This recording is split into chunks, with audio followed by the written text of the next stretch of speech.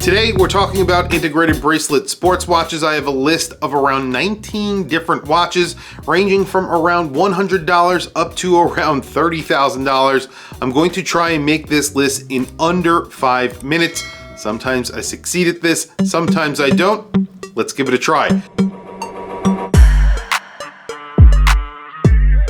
Going to start with number 1, and that is the Casio Edifice. You can get this watch for around $100. It is a really well-made integrated bracelet sports watch with a textured dial. It has a beautiful brush dial, silver, black. There are a few different colors. The bracelet on this watch is excellent, especially considering the price, and that is around $100.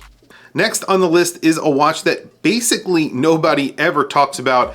It is the Wempe Iron Walker. This is a watch that is made specifically for the retailer Wempe. These watches cost around $2,000 to $5,000. They're powered by ETA movements, but they are actually really well made. They're made in Germany. Really good looking watches, sort of like a very high-end PRX.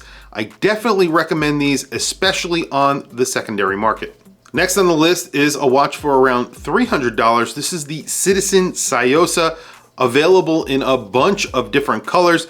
It's a really affordable automatic integrated bracelet watch with a lot of different colors for their dials. You get an automatic movement, it's an 8 series movement inside. Most of these do hack, and you have a sort of president style bracelet on these. So really kind of a combination of an OP and maybe a Tissot PRX. Really good looking watches at a very, very good price.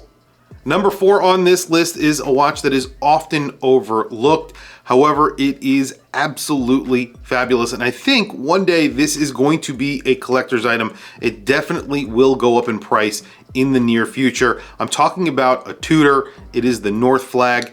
It's a reissue of the original Ranger. It was one of the first Tudors where you could actually see the movement. You have a little bit of a yellow accent on the power reserve. Just a really cool watch that does not get enough respect. And I think prices will be going up on this watch eventually, and it's definitely deserved. Next on this list is a very distinctive design from Gerald Genta. It is the Bulgari Octo. Very angular design on this watch. Integrated bracelet, very thick bracelet on it. And when you see one on someone's wrist, you immediately know it's a Bulgari Octo. And that's kind of the point of the watch. Next on the list is from a brand known for the El Primero. We're talking about the Zenith Defy. This is sort of the redheaded stepchild of the Zenith brand. However, these are fantastic watches that use different materials, skeletonized movements. If you're looking at some of the modern versions, some of the vintage versions are really cool 70s funky watches, and I highly recommend them to anyone who wants to get into sort of a higher end integrated bracelet watch, but doesn't want to spend a ton of money, especially on the secondary market. No integrated bracelet sports watch list would be complete without mentioning the Cartier Santos. This is a very important watch because it was also one of the first tool watches ever made. It's a really good looking, very classic watch that you could wear out to the beach and then wear to dinner at night. It fits under a cuff. Awesome watches. I own one and I absolutely love it. A newcomer to the game, Christopher Ward, just recently came out with the 12 in titanium and stainless steel. These watches are amazing.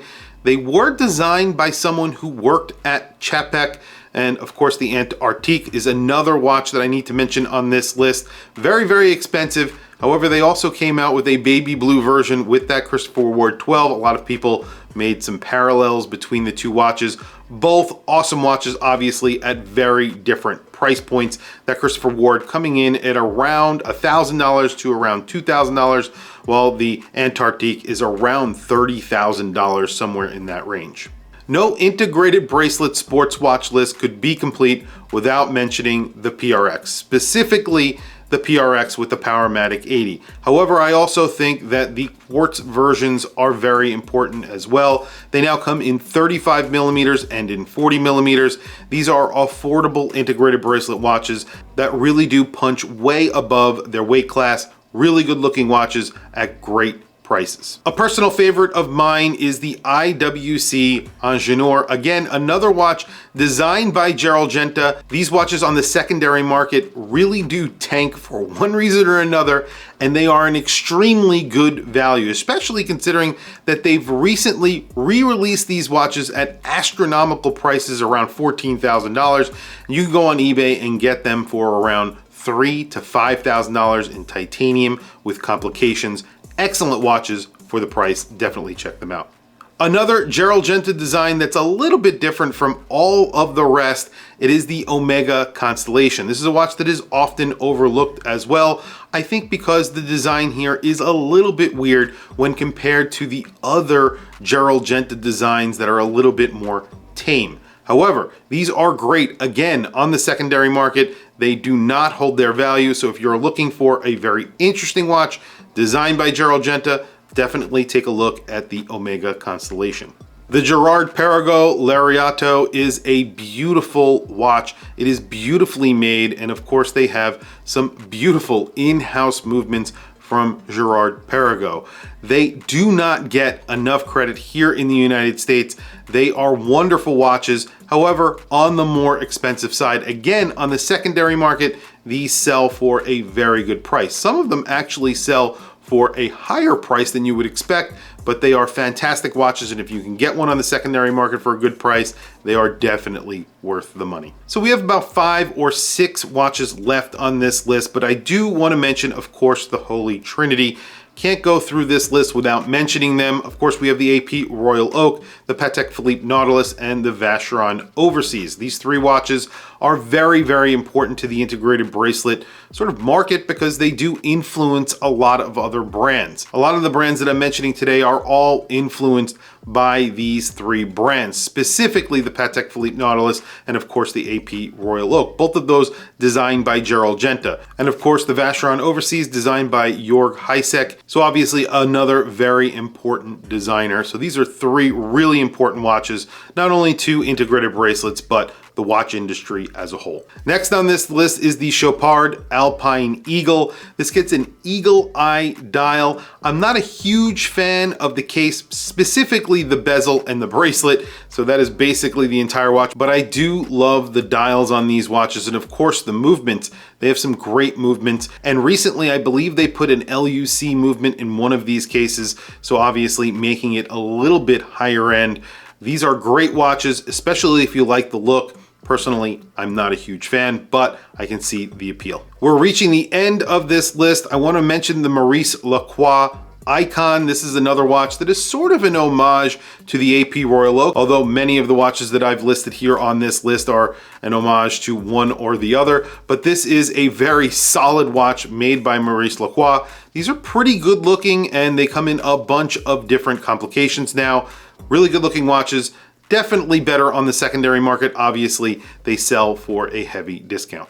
If you want something really well made, but you don't want to pay Patek Philippe money, and when you look at it, if you squint your eyes, it sort of looks like a Patek Philippe, check out the Piaget Polo. These are great watches. They're thin, integrated bracelet watches or semi-integrated bracelet watches that do a great job at giving you a very high-end watch for obviously less money than a Patek Philippe. The last 3 watches on this list, and I'll try to go through this very quickly. We have the High Life from Frédéric Constant, powered by an ETA movement. These are on the pricier side if you're buying them new, but definitely buy these on the secondary market.